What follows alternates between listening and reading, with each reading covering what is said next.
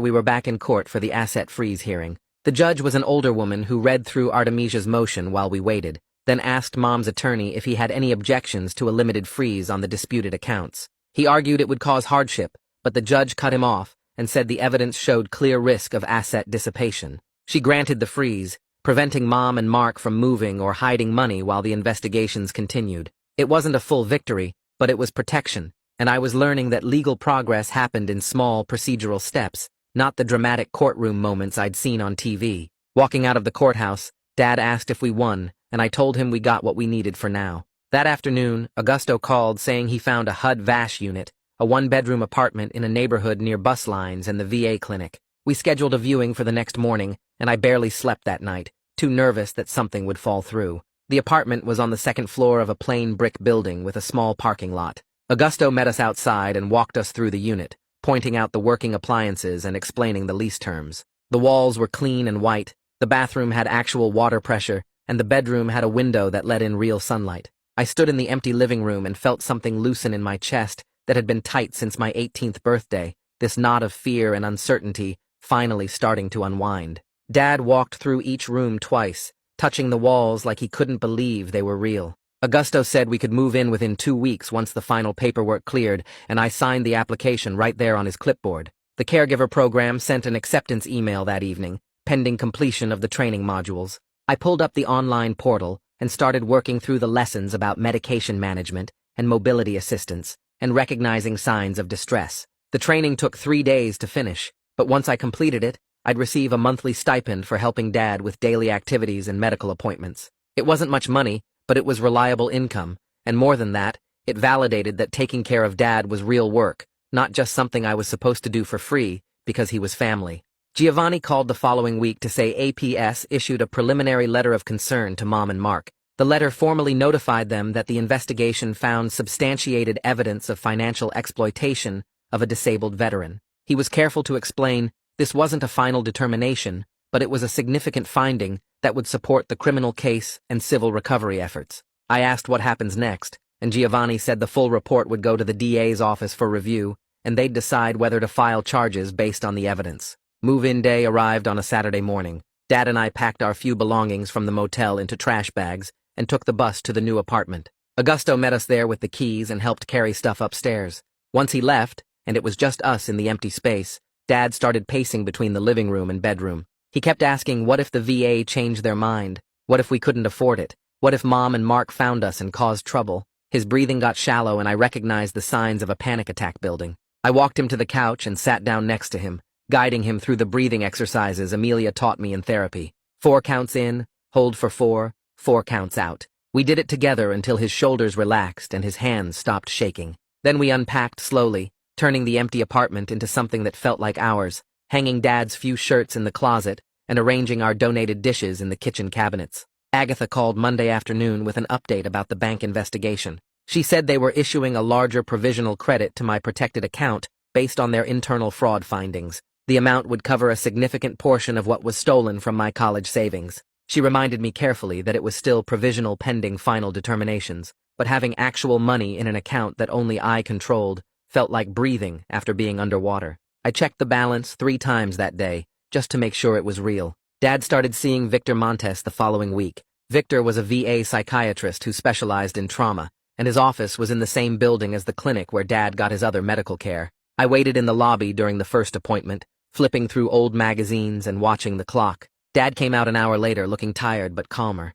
In the car, he told me Victor was straightforward about the work ahead, acknowledging both the combat trauma and the psychological damage from 12 years of wrongful hospitalization.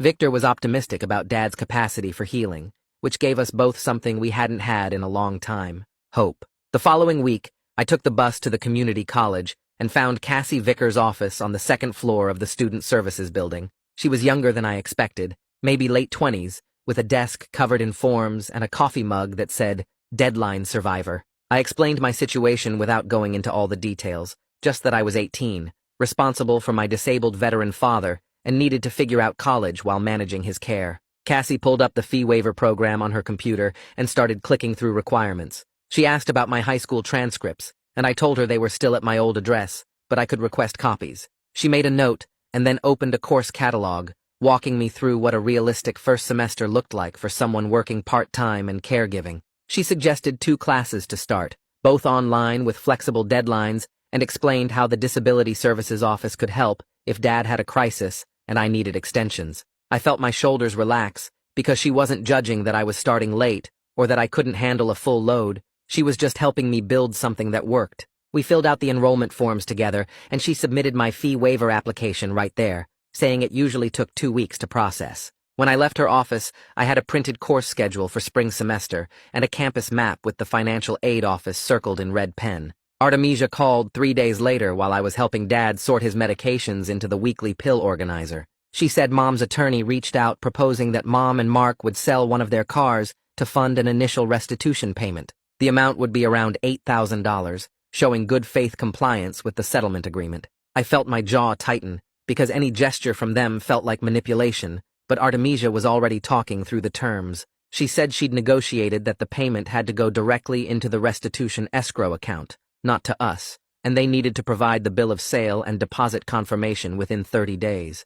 I asked if this meant they were actually taking responsibility, and Artemisia's voice got careful. She said it meant they were following the agreement to avoid further legal action, which wasn't the same as remorse, but it was compliance. I told her I'd accept the payment once it was verified in writing, and she said she'd send me copies of everything. After we hung up, I explained it to Dad, and he just nodded slowly, his hands still on the pill bottles. He said he didn't care about their reasons as long as the money came back. 2 weeks later, I was carrying groceries up to the apartment when I saw Mark's truck in the parking lot. My stomach dropped and I stopped walking, bags still in my hands. He was sitting in the driver's seat about 50 feet from our building, engine off, just staring at the windows. I turned around immediately and walked back toward the street, pulling out my phone. I called 911 and told the dispatcher there was a restraining order violation in progress, gave them the address and Mark's license plate number. The dispatcher told me to stay on the line and move to a safe location. I went around the corner to the bus stop and waited, watching the parking lot entrance.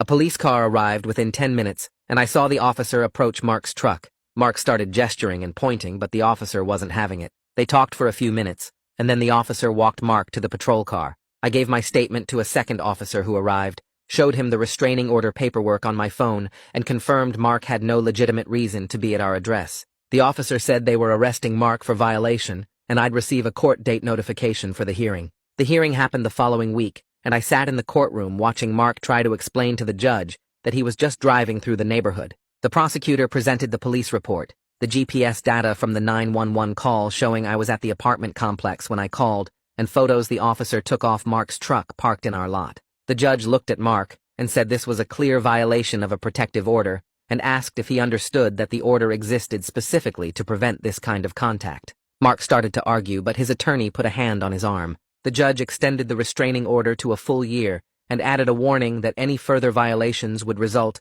not just in arrest, but in jail time pending trial. For the first time since this started, I felt like the legal system was actually taking our safety seriously, not just processing paperwork. I left the courthouse and texted Artemisia the outcome, and she responded with a thumbs-up emoji and, good. The VA letter arrived on a Thursday afternoon in a thick envelope with official seals. I opened it at the kitchen table and read the first paragraph 3 times before the words actually registered. The representative payee change was finalized, and I now had legal authority to manage Dad's benefits. The letter included instructions for the transition, contact information for the benefits coordinator, and a checklist of responsibilities. I sat there holding the pages and feeling the weight of what this meant. Dad's financial security was in my hands now, not Mom's, not Mark's, not some stranger at the VA who never checked if he was okay. I was responsible for making sure his bills got paid, his medications were covered, his basic needs were met. It was overwhelming, but it was also right, and I felt grateful that after 12 years of exploitation,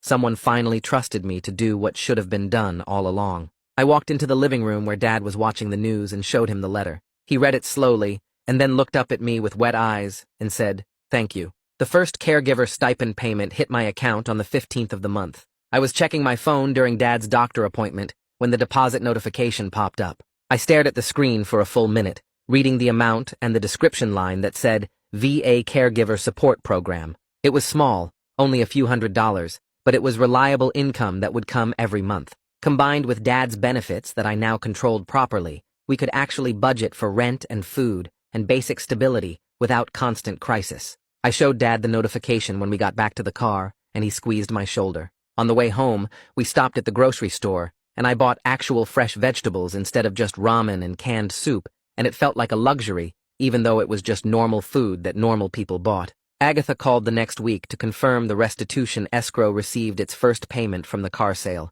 She walked me through the deposit details and verified the amount matched what Mom's attorney had promised. She was careful to remind me that my provisional credits from the bank were still pending final determination based on their fraud investigation, but having money actually flowing back felt like tangible progress. It wasn't justice, and it wasn't everything we lost, but it was something real, something I could point to and say, they're actually paying consequences. I asked Agatha what happened next, and she said the bank investigation was still ongoing, but this restitution payment strengthened our case because it showed Mom and Mark acknowledged the debt. She said she'd keep me updated, and I thanked her for everything she'd done. Dad and I sat down that evening and made a decision about boundaries. We agreed we wouldn't have any contact with Mom or Mark unless it went through our attorneys, and we were going to actually stick to it this time. I blocked Mom's number and Mark's number and any other numbers I recognized from their side of the family. Over the next few weeks, Mom tried calling from different numbers, and I didn't answer. Mark's sister reached out on social media asking if we could talk, and I blocked her.